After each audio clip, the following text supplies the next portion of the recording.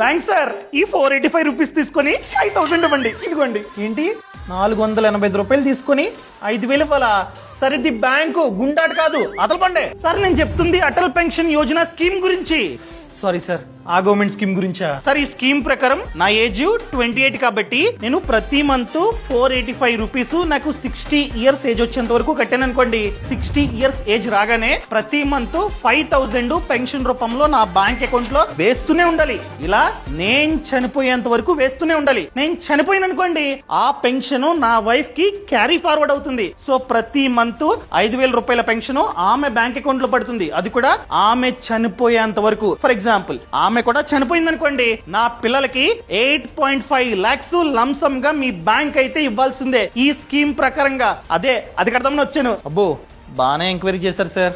ఇదిగోండి application form fill చేయండి. So ఈ ఖాతాని బ్యాంకు పోస్ట్ ఆఫీస్కి వెళ్ళి ఓపెన్ చేసుకోవచ్చు. ఏజ్ అనేది 18 నుండి 40 మిడిల్ లో ఉండాలి. అండ్ కండిషన్ ఏంటంటే వాళ్ళు ప్రభుత్వానికి ఇన్కమ్ ట్యాక్స్ తక్కువ కడుతూ ఉండాలి. సో మీ ఇన్కమ్ తక్కువే అండ్ మీరు అసలు ట్యాక్స్ కట్టట్లేదు కాబట్టి మీరు ఈ ఖాతాను ఓపెన్ చేసుకోవచ్చు. ఓపెన్ చేయగానే ప్రతి మంత్ మీ బ్యాంక్ అకౌంట్ నుంచి 485 రూపీస్ ఆటోమేటిక్ గా కట్ అవుతాయి. ఓకేనా సార్? అండ్ ఈ స్కీమ్ గురించి చాలా మందికి తెలీదు. మీలాంటి వాళ్ళే 10 మందికి చెప్పాలి. చెప్పండి కాస్త. తప్పకుండా సార్. ఈ సమాచారాన్ని ప్రతి ఒక్కరికి షేర్ చేయడం అస్సలు మర్చిపోద్దు. 60 ఏజ్ వచ్చే లోపు నాకు రిస్క్ అయిందనుకోండి, అప్పటి వరకు ఎంతైతే కట్టానో ఆ కార్పస్ అంతా నా నామినీకి ఇచ్చేస్తారనమాట. వాళ్ళైతే పెట్టుకోరు. అర్థమైందండి? ఈ పేజ్ ని ఖచ్చితంగా ఫాలో అవ్వండి.